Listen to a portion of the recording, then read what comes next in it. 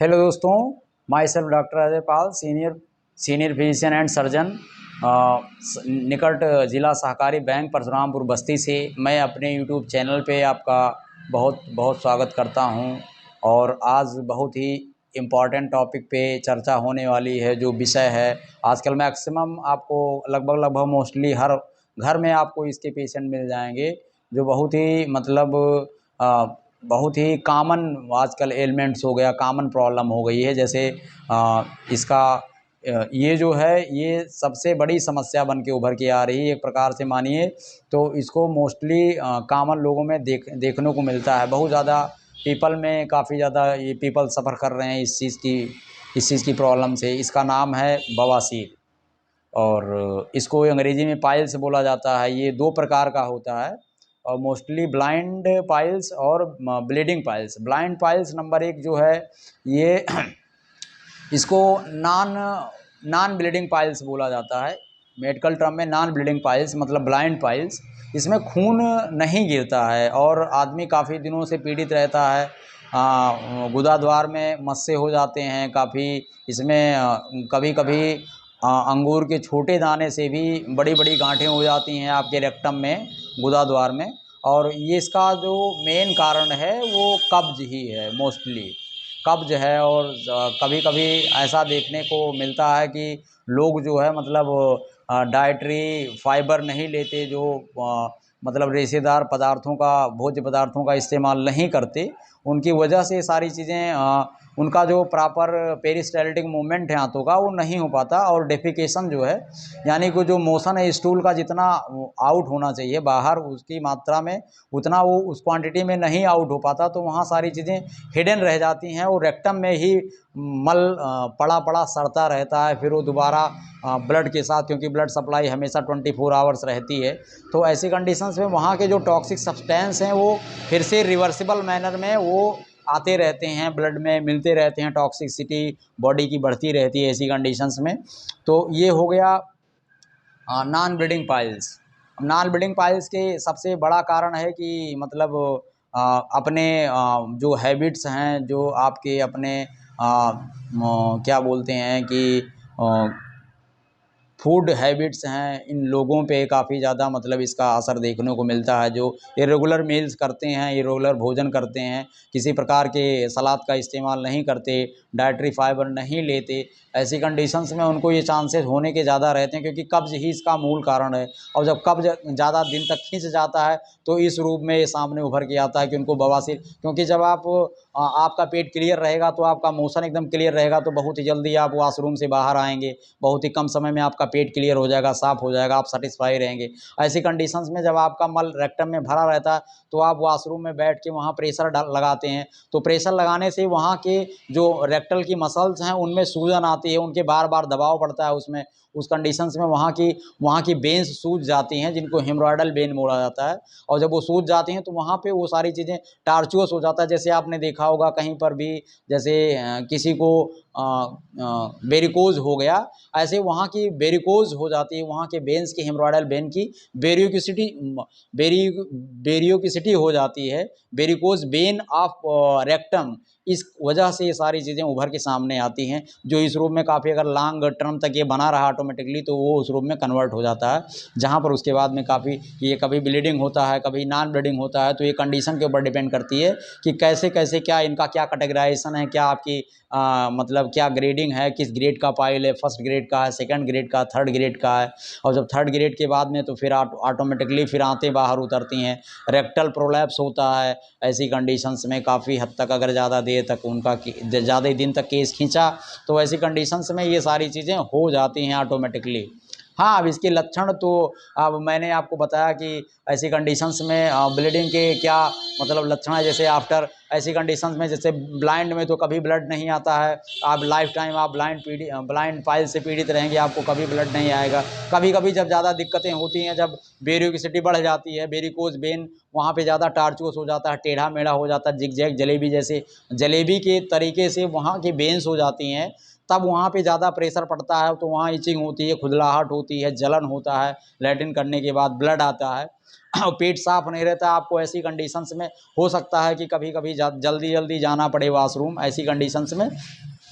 तो ये सारी चीज़ें, ये बहुत ही कॉमन एलिमेंट्स है, आजकल मैक्सिमम हर घरों में देखने को मिलता है, क्योंकि लाइफ स्टाइल लोगों की बहुत ही मतलब सही तरीके से नहीं लाइफ स्टाइल रहते, लोग जीना नहीं मतलब अच्छी तरीके से नहीं लाइफ स्टाइल उनका अपना अच्छा रहता, इसलिए इस वजह से बीमारियां बहुत तेज़ी के साथ लोगों को गिरफ्त में लेती हैं, और फिर उसके बाद में लाइफ टाइम तक लोग परेशान रहते हैं। और इसका अब ब्लाइंड पाइल्स का हो गया, ब्लीडिंग पाइल्स के बारे में आपको मैं बता रहा हूँ। तो ब्लीडिंग पाइल्स में क्या होता है कि वहाँ के जो गुच्छे बन जाते हैं, रेक्टल वेन्स जो हैं वो स्वेल्ड हो जाती हैं, फूल जाती हैं और टार्चुअस हो जाती हैं, टेढ़ी मेढ़ी जिग जैग हो जाती हैं। तो ऐसी कंडीशंस में वहाँ खुजलाहट सबसे पहले स्टार्ट होती है रेक्टम में, और रेक्टम में जब खुजलाहट होती है तो ऐसी कंडीशंस में वहाँ से ब्लीडिंग होता है। ब्लीडिंग होने के बाद में कभी कभी प्रोफ्यूज ब्लीडिंग होता है, बहुत ज़्यादा ब्लड गिरता है, लैट्रिन के साथ भी, लैट्रिन के बाद में भी, और लैट्रिन के पहले भी इवन ब्लड गिरता है। कभी कभी बहुत पेशेंट आते हैं, मैं देखता हूं, तो अपने सिम्टम्स हमसे शेयर करते हैं, तो बताते हैं कि डॉक्टर साहब फुहारे जैसा, मतलब जैसे कोई स्प्रे कर रहा हो रेक्टम से, ऐसी ऐसे ही ब्लीडिंग होती है वहाँ से, एकदम प्रोफ्यूज, बहुत ही स्प्रे लाइक ब्लीडिंग। तो यहाँ पे होम्योपैथ में क्या है कि इसकी स्पेशल अपनी स्पेशल सिम्टम पे स्पेशल मेडिसिन सेलेक्ट की जाती है, और बहुत ही कम समय में पेशेंट सही होता है। ये सारी चीज़ें हैं, क्योंकि इसमें स्पेशल डायग्नोसिस की जाती है, और स्पेशल डायग्नोसिस के बाद में मेडिसिन सेलेक्ट की जाती है। आजकल तो ऐसे ऐसे टेक्नोलॉजीज़ हैं अब मेरे पास, तो होमपाथ 3.0 यही इस्तेमाल कर रहा, होमपाथ जोमियो 3, जिसका नाम है अल्टीमेट, मेरे पास है दुनिया का और टॉप मोस्ट सॉफ्टवेयर मेरे पास है, वन क्लिक वन रेमेडी। तो बहुत ही कम समय में ऐसी चीज़ को डायग्नोस करके एकदम राइट डायग्नोसिस और राइट रेमेडी सेलेक्ट करके दिया जाता है, जिसकी वजह से मरीज़ को काफ़ी कम समय में वो राहत उसको मिल सके, वो जल्दी से जल्दी सही हो सके बिना ऑपरेशन के। ठीक है, अब इसके क्या कॉम्प्लिकेशंस हैं, अब इसके बारे में चर्चा होगी। क्या कॉम्प्लिकेशंस हैं इसके बारे में चर्चा करते हैं। अब कॉम्प्लिकेशंस कैसे कैसे क्या होता है, जब ज़्यादा देर तक केस खींचा, ज़्यादा दिन तक केस खींचा, more than 2 years 5 years 10 years, ऐसी कंडीशंस में अगर 2 साल 5 साल या 10 साल से लोग पीड़ित हैं, अगर उसका सही तरीके से ट्रीटमेंट नहीं हुआ, या उस लेवल का ट्रीटमेंट नहीं हुआ जिस लेवल का उनका होना चाहिए, तो ऐसी पोजीशन में ये सारी चीज़ें रेक्टल प्रोलैप्स के मतलब रूप में उभर के सामने आती हैं। जैसे आंतों का उतरना, आप लैट्रिन करने के लिए बैठते हो तो वहाँ रेक्टम आपका नीचे उतर आता है, तो कभी कभी होते ना गुदा द्वार का एकदम पूरा प्रोलैप्स हो जाना, एकदम निकल आना बाहर। फिर बहुत सारी कंडीशंस में वॉशरूम के लिए लोग बैठते हैं, उसके बाद में आदमी जब शौच करता है, उसके बाद में उठता है, तब हाथ से सपोर्ट करता है, तब उसके बाद में वो ऊपर अपने प्रीवियस कंडीशन में जाती हैं, सेट होती हैं वहाँ की मसल्स। तो ऐसी कंडीशन में ये सारी चीज़ें इस लेवल की ना पहुँचे, इस वजह से आप होम्योपैथ ट्रीटमेंट करिए, और होम्योपैथ की सहायता से आप इन सारी चीज़ों से बचे रह सकते हैं, और काफ़ी अच्छा ट्रीटमेंट है, काफ़ी प्रभावी है। अगर होम्योपैथ आप करते हैं तो केस ऑपरेशन तक हो सकता है कि ना जाए, अगर सीवियरिटी नहीं है तो। ये उसके ऊपर डिपेंड करता है कि आपका किस ग्रेडिंग, किस ग्रेड का केस है, first grade, second grade, third grade का केस है। तो ऐसी कंडीशंस में वहाँ पर तब जब डॉक्टर ग्रेडिंग करता है, उसके बाद में आपको सजेस्ट करता है कि आपका केस बिना ऑपरेशन के सही हो सकता है कि ऑपरेशन करवाना पड़ेगा। तो इसके कौन कौन से टेस्टेज हैं, अभी ये तो बचे थे कि कौन से टेस्ट होते हैं, स्पेशल टेस्ट, उसके बाद में ये सारी चीज़ें आदमी ये क्लियर होता है कि हाँ मुझको मतलब। अब यहाँ डिफरेंशियल डायग्नोसिस के बारे में भी एक पॉइंट पे बात करना चाहूँगा आपसे। ऐसी कंडीशंस में जब ब्लीडिंग होती है आंतों से या रेक्टम से ब्लीडिंग होती है, तो कभी कभी डिफरेंशियल डायग्नोसिस में वो सारी चीज़ें, जैसे डिसेंट्री हुआ या बैसिलरी डिसेंट्री हुआ, या ऐसी कंडीशंस में क्या बोलते हैं उनको, कीड़ों वाली समस्या होती है पेट में, उनकी वजह से भी आने लगते हैं स्टूल के साथ। तो ऐसी चीज़ों में उनके जो क्लियर डायग्नोसिस है या डिफरेंशियल डायग्नोसिस है, उसको सही तरीके से करिए, तब उसके बाद में ये क्लियर होता है। कभी कभी रेक्टम से ब्लड नहीं आता है, आंतों से, बड़ी आंत से ब्लड आता है, लोग उसको ये समझने लगते हैं कि हमको बवासीर हो गया है। तो ऐसी कंडीशंस में एकदम क्लियर पिक्चर पेशेंट का होना चाहिए या उस बीमारी का होना चाहिए, जिससे बहुत ही कम समय में उस पर प्रभावी दवा दिया जाए, उस पर केस बहुत जल्दी सही हो सके। तो इसलिए डिफरेंशियल डायग्नोसिस का होना बहुत ही इम्पॉर्टेंट रोल अदा करता है हर केस में, क्योंकि वही आपका रूट क्लियर करेगा। क्योंकि right diagnosis right medicine, wrong diagnosis wrong medicine, और जब रॉन्ग मेडिसिन रहेगी तो रॉन्ग एप्लीकेशन भी होगा, रॉन्ग डायग्नोसिस होगी तो रॉन्ग एप्लीकेशन होगा, तो उसके बाद में केस दूसरी तरफ चला जाएगा, डाइवर्ट हो जाएगा। तो इस तरीके से अगर क्लियर डायग्नोसिस आपकी हो रही किसी भी टेबल से, तो वहाँ पर आपको ठीक ही होना है, उसमें कुछ बट नहीं है कि ऐसी कंडीशन में। तो इसीलिए हमेशा अच्छे प्लेटफॉर्म से अच्छे डॉक्टरों के माध्यम से सलाह लीजिए, उसके बाद में तब आप अपना ट्रीटमेंट स्टार्ट करिए। और जो उसके बारे में बहुत अच्छे से जानते हैं, जानकार हैं, उनसे सलाह लेके तब आप कोई अपना ट्रीटमेंट स्टार्ट करिए, जिससे कि आप मतलब उस सीवियर ग्रेडिंग से आप बच सकें, ऑपरेशन के दायरे से काफ़ी हद तक निकल सकें। नहीं, जब ज़्यादा सीवियर हो जाता तो बहुत सारे मरीज आते हैं, बोलते हैं डॉक्टर साहब मैंने ऑपरेशन करवा लिया, उसके बाद में भी ये समस्याएं बनी रहती हैं। अब आफ्टर ऑपरेशन के कॉम्प्लिकेशंस ऐसे हैं कि अब क्या बोलते हैं कि अगर आपके आप आधा किलोमीटर वॉशरूम से दूर खड़े हैं, अगर आपको प्रेशर लग गया तो वहाँ अंडरवियर ख़राब होनी ही होनी है, उसमें कोई डॉक्टर रोक नहीं सकता।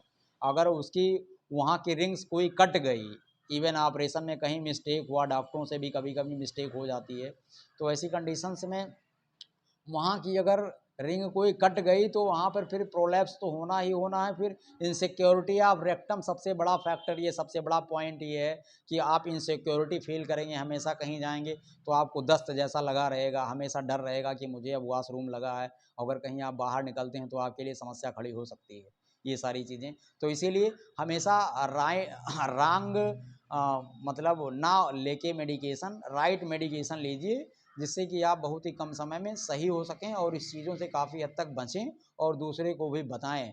My self doctor Ajay Pal, senior physician and surgeon, निकट जिला सहकारी बैंक परशुरामपुर बस्ती से। हमारा 15 सालों का काफ़ी लंबा एक्सपीरियंस रहा है हर फील्ड में। तो इसीलिए मैं अपने अपने केस टेकिंग के अकॉर्डिंग बताना चाहूँगा कि बहुत सारे केसेज ऐसे हैं जो आफ्टर ऑपरेशन भी मतलब ऐसी सारी चीज़ें। अब आफ्टर ऑपरेशन अगर मतलब सर्जन आपका सही तरीके से एक्सपर्ट है तो आपका काम टॉप क्लास का होगा। अगर अनट्रेंड के पास जाएंगे तो फिर फिस्टुला होना है, उसमें फिस्टुला और फीसर यही दो सारी चीज़ें होनी है ऐसी कंडीशंस में, क्योंकि वहाँ की रिकवरी बड़ी स्लो होती है ऐसी कंडीशन में, क्योंकि वहाँ रोज़ खाना है तो जाना है। ऐसे प्रेशर तो वहाँ रोज़ एग्जर्ट करती है ना, क्योंकि हाथ की जो मसल्स हैं उनको रोज़ प्रेशर एग्जर्ट करना पड़ता है, संभालना पड़ता है, झेलना पड़ता है। तो इस वजह से वहाँ की रिकवरी जो होती है, कोई घाव हो गया वहाँ तो वहाँ की रिकवरी जो होती है वो बड़ी स्लो होती है इस कंडीशंस में। इसमें काफ़ी लंबा ट्रीटमेंट चलाना पड़ता है, केसेस के अकॉर्डिंग है, केस टेकिंग के अकॉर्डिंग है, कैसे कैसे क्या इसमें होता है। इसमें आप सही तरीके से ट्रीटमेंट लीजिए। अगर इससे किसी प्रकार की कोई संबंधित आपको प्रॉब्लम है तो प्लीज़ आप मेरे मोबाइल नंबर पर कभी भी संपर्क कर सकते हैं। मेरा मोबाइल नंबर है 9565889863। ये कभी भी आप फ़ोन करेंगे हमेशा रिसीव होगा आपका, और इससे आपको कंसल्टेशन फ्री ऑफ कॉस्ट मिलेगा। और उसके बाद में अगर बहुत सारी चीज़ें करते हैं लोग, बहुत अवॉइड करते हैं बहुत सारी चीज़ों को, इसमें जो इसके काफ़ी मतलब डिस्पोजिंग फैक्टर हैं, प्री डिस्पोजिंग फैक्टर हैं, उनको आप यूज़ करते हैं तो इसके दायरे से काफ़ी हद तक सुरक्षित रहेंगे, अपने आप को बचा के रखेंगे। तो मेरी शुभकामनाएं आप लोगों के साथ हैं। और अगर किसी भी प्रकार के इस हेल्थ इशू के लिए, अगर किसी भी प्रकार के सलाह की आपको हेल्थ सलाह की ज़रूरत है तो आप फ्री ऑफ कॉस्ट मेरे नंबर पे कभी भी संपर्क कर सकते हैं। फिर से मैंने एक बार नंबर रिपीट करना चाहूँगा, 9565889863। वीडियो देखने के लिए धन्यवाद। आप लोगों का बहुत बहुत धन्यवाद और आभार। और बस।